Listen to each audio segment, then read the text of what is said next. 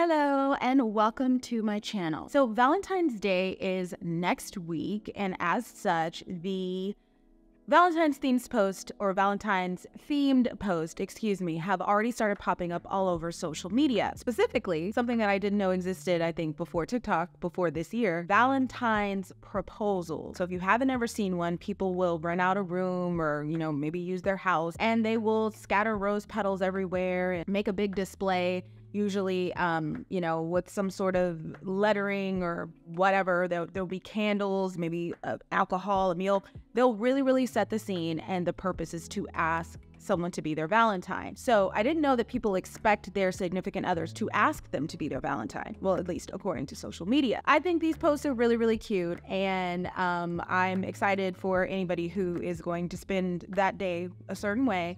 However, it does make me think about the concept of relationships and dating, etc., etc. I mentioned a few weeks ago that one of the things that I pick up on is the concept of love theory. There's so many different theories that today's social media using youth have come up with to try and figure out or pinpoint what makes somebody successful going after relationships. So I already talked about the red string theory. I talked about the orange peel theory. I talked about the comfy clothes theory. I talked about the red nail theory. There's all these different theories on social media where people are trying to figure out what does it take to get into a good relationship and what does a good relationship look like. And I think that this is so interesting. And so in this video, I wanted to take a look at 3 more theories, specifically one that is aimed at Black women who would like to begin interracial dating for the purpose of having a hypergamous relationship. Ever since about a year ago, when we started seeing Miss Shira 7 all over social media, and that's a whole other video. If you've been on YouTube for a while, you know that Shira has been around for a while.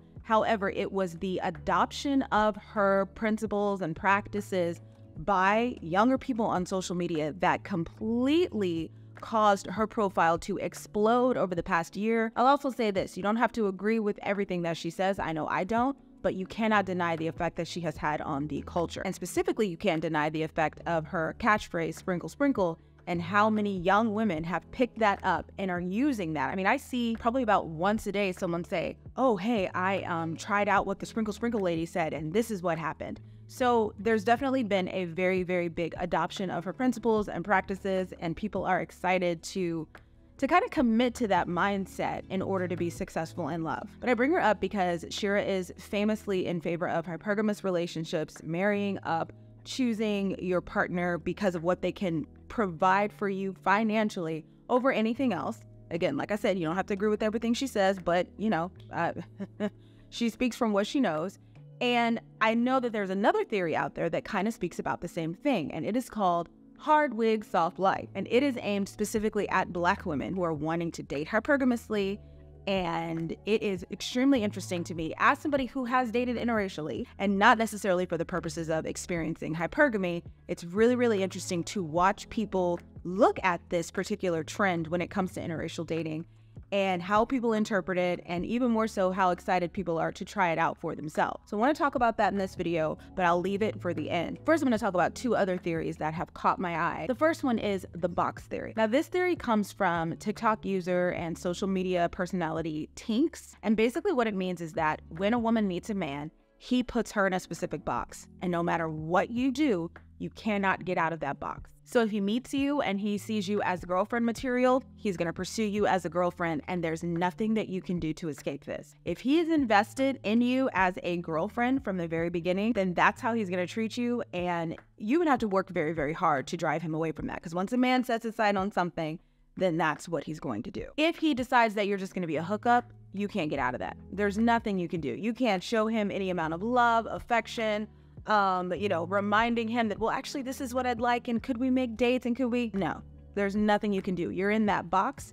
You can't escape it. This particular man is going to always regard you in this specific way. And if he only sees you as a friend, well, then that's how he's going to regard you. So in that way, the box theory is kind of like the friend zone that you hear a lot of men talk about, but it happens to women too, where you will meet somebody and maybe you feel romantically inclined towards him, and he's like, you know what, we could be friends, but I don't really see us doing anything additional. Now, of course, there's always going to be exceptions to the rule. People say, oh, we started off as this and I started to see her differently, And so now we're this. One of my favorite movies from the 2010s that Gen Z actually hates. They hate a lot of romantic movies that millennials and Gen X thought were like so good. Among them being Love and Basketball, Love Jones, and they do not like He's Just Not That Into You. Why I like the movie and why I feel like my generation liked the movie is because we heard that was our sprinkle of our time, right? That was our big dynamite dating advice. Like, hey, you know what? If he's not showing you these things, just remember he's not that into you and walk away. Then I think they tried to do a sequel to that, or they wrote another book, maybe You're Just Not That Into Him or something like that.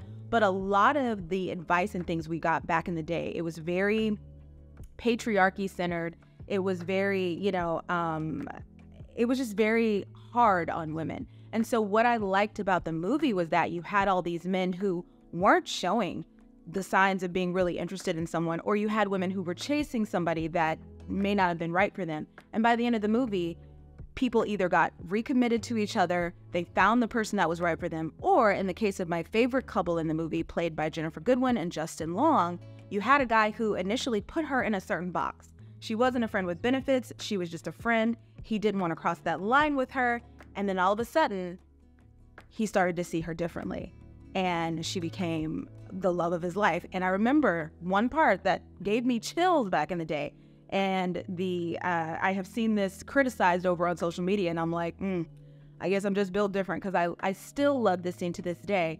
She says to him, well, wait a minute, you said that guys were a certain way, and he says, they are. And she's like, okay, well, then you also told me that I can't expect to be the exception. And he says, you can't expect to be the exception, but you are my exception. I still love that. I love that. But, the youths don't like it. And so they criticize it for various reasons, for valid reasons. But that movie holds a special place in my heart. And I think that that is an example of someone putting you in a specific box and eventually deciding, oh, you might fit somewhere else in my life, or there might be more to this. However, the great thing about the box theory is that it teaches you that who someone is showing you they are, that is who they are. And if it seems like he's put you in a certain position and you don't like that, you don't have to stay there. You don't have to deal with it. You don't have to be contained in something that does not serve you. So that is the box theory. The next theory, and this theory is actually older. It comes from like the 90s. I think just like He's Not That Into You, it actually was first birthed into popular culture lexicon because of the show Sex and the City. This theory is called the taxi cab theory. And what the taxi cab theory is a theory that says whenever a man is ready to settle down, he just turns his light on, like a cab that is vacant and willing to take on customers to start making money. Before that though, he's driving around, he's minding his business. But when he's ready, he'll turn his light on, and whoever climbs in his cab, so whoever agrees to be with him once he's ready to settle down, that's who he's going to be with. So in a sense, what the taxi cab theory is saying is that if a man agrees to settle down with you, it's not because he loved you necessarily. It's not because you were the best choice. It's not because you were the exact woman he has been thinking about his whole life, but it's because he was finally ready and you were around. Now, I think that this theory kind of reeks of nihilism, and it's actually kind of depressing in a certain way, right? It basically says that if a man decides to marry you, you're not special. You were just the person that was around when he was ready. And I have a hard time with this because I know of people who married people who weren't necessarily ready for marriage when they met them. But when they met that person, when they met that woman, they became ready because they realized, oh, wait a minute. This is different. This connection that I have with her, this feeling that I get around her, this is different. So I may not have been interested before, but I'm interested now. So instead of just turning on the light and waiting on whoever climbed in, they always had their light on. People were always climbing in. But when this particular person, when they saw them raise their hand and ask for a taxi, whatever, of course, this is all a metaphor. Hopefully you get what I'm saying.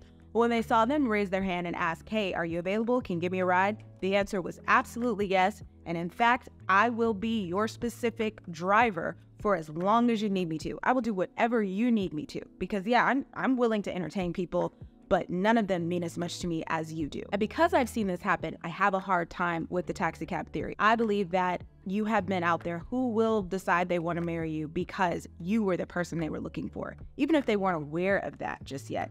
When they met you, they knew. One example of this is a story that someone told me a couple years ago about their relationship that they had. And they went on a date with their now husband, and he was a lot younger than them, like maybe, or not a lot, but maybe 3 or 4 years younger. And they went on a date, and when they went on this date, it was not good. The guy at the time, he brought his friends with him to the date. He didn't really pay attention to her. He wasn't a gentleman. It was a bad date.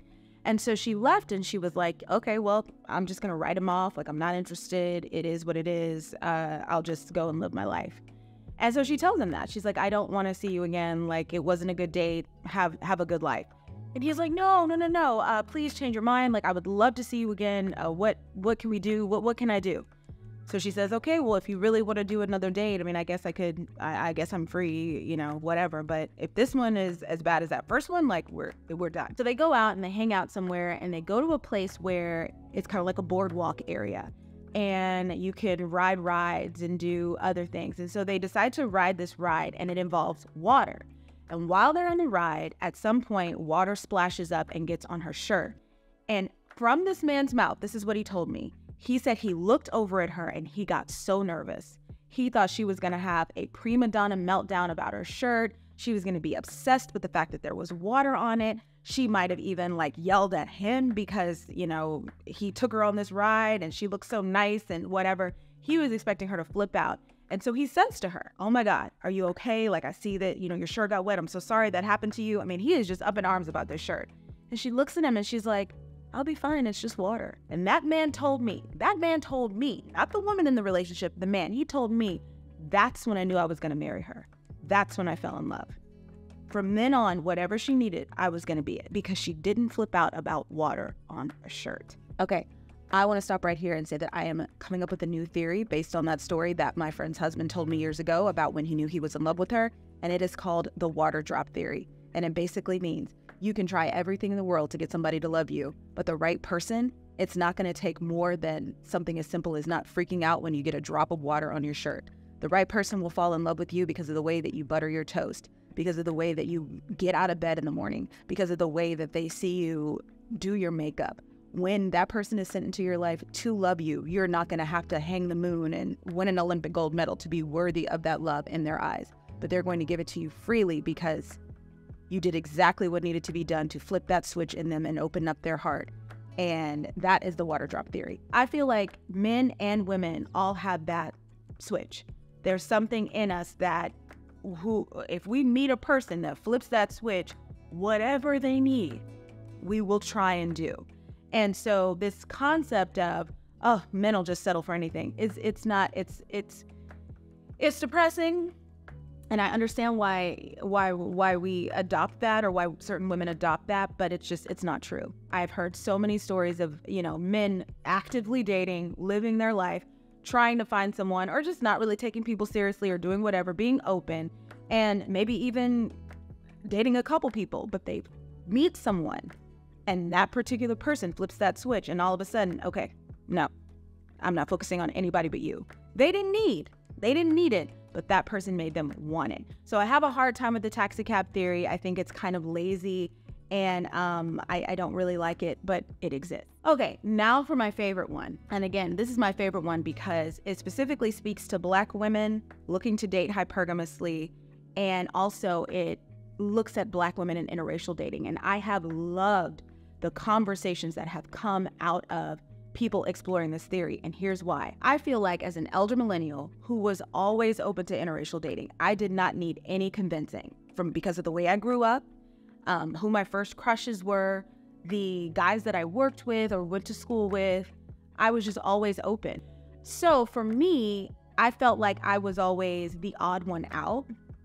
And it was always a question like, hey, do you date white guys, or would you be interested, or ever dated a Latino guy? Like, it was always something that I feel like elder millennials talked about. Elder millennials, we're not ethereal. Elder millennials talked about in very hush voices. And if somebody found out that you had dated outside of your race, it was like, oh, okay. Or on the derogatory side of it, it was, well, you look like you would date a white man, so I'm not surprised. So I feel like my generation was not super open-minded. Even though the relationships happened, the couples happened, there was a sense of we don't talk about it, or it's weird, or you're in some way turning your back against the men that are for you, especially if you're a Black woman, right? And then I think a couple years ago, when all of the statistics and things started coming out about Black women in marriage, and there were all these articles that were published about, should Black women date white men? Should they date interracial? Yes. I think after that, people started to have different conversations, and maybe people who wouldn't try it before started trying it. And then you have the next generation come up, and they're looking at life different. They're looking at gender different. They're looking at politics different. They're looking at sexuality differently. So of course, they're also going to look at interracial dating a little bit differently. And couple that open-mindedness with the emphasis that they have on hypergamous dating, which I keep saying that word. I know by now I put the definition on the screen, but if you're not the kind of person that is actually watching this, but maybe you're listening to it, I'll just go ahead and say what hypergamy is. Hypergamy is dating up, and by up I mean dating better than your social class. Hypergamy is women choosing to date men who are more financially and socially well off for the purpose of providing themselves with a better station in life. And with the conversations around the topic of living a soft life in the past few years, a lot of people are seeing the easiest way to that soft life living is to get into a hypergamous relationship. So there's tons of videos and content creators out there who try and help women level up and date a wealthy man, because you deserve this lifestyle. You deserve to, just by basis of you being a woman, you deserve to meet somebody who knows how to be generous to you, who knows how to shower you with the wonderful luxuries of life.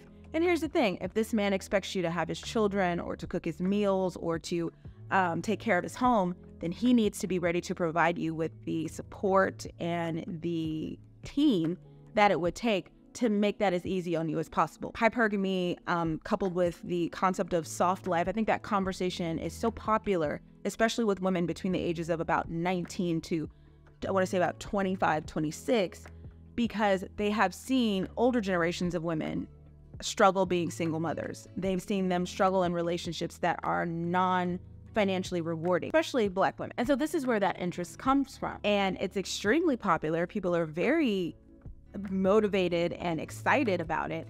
And, you know, you couple that interest with a more open-minded look at interracial dating, and you have people who say, hey, how can I get into a hypergamous relationship with someone who has a different connection to finances, to wealth, and who might also have a different connection to me in a social way? And let's take a look at that really quickly. What intrigues me about specifically Black women looking to date interracially, and specifically Black women looking to date white men interracially, is there's this idea that the things that count against us when we're dating men in our own race, so things like the color of our skin, the texture of our hair, the features on our face, the things that count against us because of things like internalized anti-Blackness and colorism and texturism and featureism, all of that, the things that count against us won't count against us with people who don't have those same insecurities and the same relationship to those things that have been viewed as shortcomings. Also, we know that as Black women, we live in a world where it's very easy to be scrolling on social media and see someone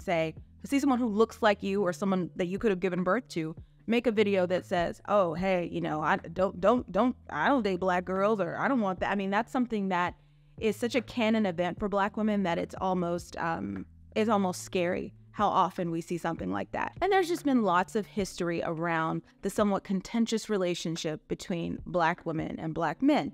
Lots of history around that. I don't need to go into all of that in this video. And so I think the idea is, well, if I date a white man, then number one, I'm not going to have a lot of that contention because it's just a different type of relationship. And number two, I'm going to have access to a different quality of life. And what I love about that is people have found proof of this via women coming forward and talking about their own relationships on social media. And a through line through that proof has been the hair of these women, which a lot of times is not done very well. And that's where you get the hard wig part of the hard wig soft life theory. Over and over again, what Black women who use social media, who are looking to date hypergamously and who are looking to date interracially, over and over again, what you will see is that they find women that are in these positions, and those women are wearing the roughest, most unkempt, choppy looking, dry looking wigs, and they are in relationships with wealthy white men who love them, support them, and are looking to do anything that they ask. And I find it so interesting, and I find it hilarious because during my life, when I was wearing the roughest, driest wigs in the entire world, most of the men that I dealt with were indeed white. So I think that is very funny. However, those were never hypergamous situations, and I'm going to get to that in a second. So something else that people are noticing is that it's not just the wig. It's not just having a wig. It's also a certain body type. It's also certain features. More specifically, what people are noticing is that it's not just the wig. It also helps if you're darker skinned. It also helps if you have more of an athletic build and not just a curvy build. It also helps if you have smaller features. So there seems to be a through line there that's not as accessible as just going out and getting the roughest wig possible. But regardless, people are excited about this particular theory because it proves that there's a way to gain access, like I said earlier, to a different life. I want to clarify something really quickly before I go into my further thoughts on this subject. I did when I was younger, and it was completely by accident. I was at work, I was working, I was selling alarm systems, and I did meet an older man. He was an older white man. He was 27, he was 52. And I did try to go along with it because he actually was wealthy. He had worked, he owned his own business, etc. One thing that you have to be able to do, I think, in these situations is completely ignore any other parts of yourself. So, are you physically attracted to him? It doesn't matter. Are you, it doesn't matter. I think when you're specifically looking to only date hypergamously for financial reasons only, you have to ignore a lot of other things, and I wasn't able to do that. So I have tried that before, but it wasn't for me. The rest of the examples that I'm going to be using here of me dating interracially were times when I was dating specifically for love. And I just noticed that consistently I ran into the same issue. And I do want to say that some of the women who stepped forward that talk about having a hard wig but having a soft life, they are women who are in relationships and they're with these men for love. So there's two different types. There's dating hypergamously. You're looking for an older man. You don't care what he looks like. You don't have to be attracted to him. As long as he's going to spend money, whatever, that's what you want. That's something that is not for me. I can't do it. And then there's people who actually, they are looking to date for love, but they're also looking to try and get a white man because it might mean a different reality. So I've seen that too. So there's two examples of hard wig, soft life. And I'm going to be talking about the second one when you're actually, for the most part of this video, when you're actually looking to date for love. Because I have tried to do the other thing and I was like, absolutely not. And I only tried it one time and it wasn't for me. So anyway, no man, and I've said this before, no man, no matter his skin tone, is going to naturally be the answer to you having anything in this world. I do think there is something to the hard wig, soft life theory. I have loved and I have cackled every time somebody points out a new person that fits this archetype and that is living this particular life. But I also know that there are Black men out there who are providing wonderful lives for their partners. And that is a very, very hard thing to hear, especially when you've seen so much of the opposite. But I will tell you that as someone who has been open about the fact that, yeah, I dated interracially, but it was never the guys who had investment properties or who had the really great jobs, because I think that who you connect with ultimately depends on the access you already have in society. And so if I was a person who had maybe pursued multiple degrees and had a really high level public facing job, then perhaps I would also connect with men that were on that level. If I was a person that had a elevated social status, maybe because of the way that I looked, then I would have access to men at a certain level. So I think for me, when I was dating interracially, I usually attracted the outliers, the people who were rebels, the people who were shucking convention. And as a result, the relationships were really, really rocky. This was a person who, if they were white men, this was a person who, specifically speaking about white men, could have had, a certain position in society. As a white man, statistically, they are at the top of the food chain, right? But they were running away from that. And in running away from that, they ran to me. Well, I'm going to turn against, my privileges, and I'm going to date this person. And our relationship reflected that choice on his part. Does that make sense? So I had a situation with one guy where He came from a family that was very wealthy. They had a big business, and he was like, yeah, I'm in the will, but I prefer to live in a car and not have a full-time job until he started having kids. And he was like, okay, now I've got to, shape up, but I really don't care about money. And so I don't care to have it. And I was like, oh, okay. I wouldn't say he didn't care to have it. Let me make that clear. This man, one of his favorite movies was this movie that came out in 2007 called Into the Wild. And if you've ever seen this, it's all about a young man named Christopher McCandless. It's a movie based on a true story. It's all about a young man who just he sees life like laid out in front of him, all of the wonderful things he could have. His family is wealthy. He gets into a top school. But for him, that's not what he wants. He's trying to figure out what the real meaning of his life is. So it's not that he didn't care about money. It was just that he was really, really allergic to convention in any way. And he saw this movie as like his life's manifesto. And it's really unfortunate because if you've seen the movie, and spoiler alert, okay, if you've seen the movie, then you know that at the end, the main character does die. He basically takes himself all the way out to the wilderness of Alaska, trying to escape convention and trying to escape what people want him to do for his life and what he's expected to do. And he goes so far that he actually completely removes himself off the earth by not being smart and not making any kind of a plan. It's an inspiring movie, but it's also really sad.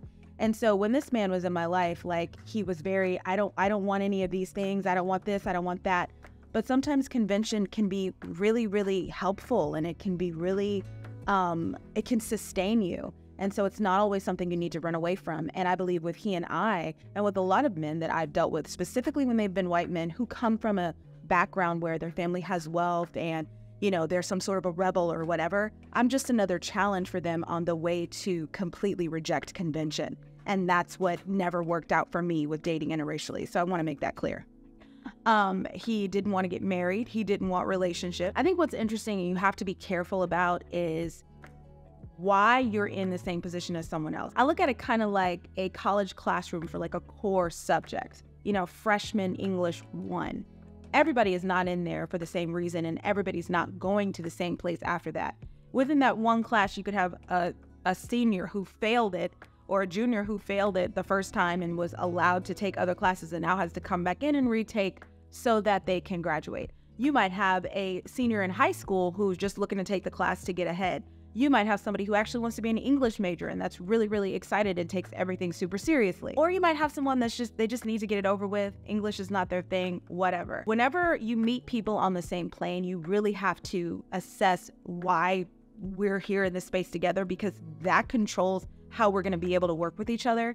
And what I found with me when I was dating white men is that a lot of times we were in the same place or we were connecting to each other, but not for the same reasons. I'm looking for, you know, oh, okay, there's this person here who might offer the things that statistically white men offer, which, you know, more traditional, or I guess like if you looked at statistics, they get married quicker, more of a fan of commitment. Again, these are the statistics. Maybe access to jurisdiction, whatever. And really, I was just looking for whoever was interested in me that could keep up the conversations I wanted to have at the time. But they're looking for somebody that they can use and hang out with as they're continuing to run away from convention. Okay, so I want to explain really quickly why I believe I only dealt with the outliers and I cannot relate at all to people who date men who provide this like conventional wealth, so on and so forth. And I think it's because that's how I've always seen myself. And I've always been hyper aware of not fitting into any particular societal container. Now, this is especially true when I was younger. So you have a young woman who is trying to figure out, okay, who can I partner with? But she's not comfortable with herself. She feels like an outsider. And so she's going to attract, or she's going to deal with or feel most comfortable with men who also feel that way. But the problem was we felt like outsiders for different reasons. And I didn't like that. And our relationship reflected that. So for me, dating interracially, specifically white men, has never been a situation of any kind of soft life. It's always been like, and how did you end up in front of me? What did you do to bring you here, sir? And so I've never found any real any real pleasure in that. But that's my story. I love seeing women talk about this so openly, and I love seeing them try and go after it, even if it's not something that I believe in anymore, because as I've grown older, I have, number one, been burned by interracial dating real bad. And number two, I definitely pay attention to the type of women that usually end up in these situations, and I don't feel like I'm of that ilk. And number three, I know that if a man comes into my life and he really wants to provide me with whatever he's going to provide me with, he really could be any color under the rainbow. And I will say this, for those of us who kind of started off opposite, meaning I was always open, to interracial dating. And now in my older years, I would be really surprised if my partner wasn't Black. And here's why. But when I was dating interracially, I always felt like I had to explain myself. I always felt like I had to, my breath, I was always holding my breath. If he was going to take me home, what were his parents going to say? What were his friends going to say? Was I going to be enough for them not to question why he didn't act on or try and date someone who looks like him from his own culture? I have actually been and witnessed those conversations before where someone's been like, oh, my brother's girlfriend is Black. And someone else in the group has been like, why? So I've gone home with someone before and been introduced to their family and had their family go, son, what is this? Like, it feels terrible. So one thing I love about Black men are dating within my own race is that apprehension is gone. And something else that's added to it is just like an innate and quiet understanding of things that before I would have to be so worried about. I don't have to be worried about those things anymore. A great illustration of that point is an interaction that I had with a man a couple years ago. I went to New York for a friend's birthday, and we were hanging out all day. And we got to this hotel bar at the end of the night, and he came over and he talked to us.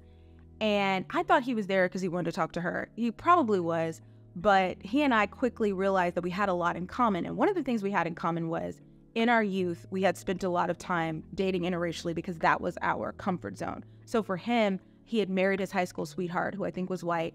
And for me, let them little boys call you bald, black, and ugly a couple times, and you'll just, you want to be as far away from that as you can, right? So I had not felt comfortable really dating or dealing with Black men. And so here me and this Black man were, on this rooftop bar in New York and hanging out in this little restaurant a little bit afterwards. And my friend was so funny. She was so sleepy. She was sitting in that booth and she was like, me and him were just talking. And one thing that we said was we were at a point in our lives where we were realizing that we had found home in the least expected place. There was a sense of rest, a sense of peace when we had partners who looked like us, who could understand where we were coming from without us having to explain. After years of reaching across the aisle and, okay, I'm going to try this. This might work out. I'm going to be open-minded. It felt so good to not have to work so hard. The point is that we connected on that, and I thought that was really interesting because I feel like a lot of people might have that story too. I love Hard Wig Soft Life because I love young women being able to have these very, very open conversations about what they feel will make them successful in life when it comes to love. Have you heard of these theories? What do you think? Which one is your favorite? Is there one out there that I didn't mention or haven't mentioned yet that you can think of? Also, if you are out there and you have had a hard wig and you've lived a soft life, please feel free to share that too. The more success stories we have out there of women finding the right partners, men finding the right partners, Black women finding the right partners, people finding the right person and being loved well, the less we'll actually need all of these cute little theories. And I'll actually hate that because I like these theories. I like taking them apart and examining them. But anyway, all right, that is all for this video. And as always, thank you for watching.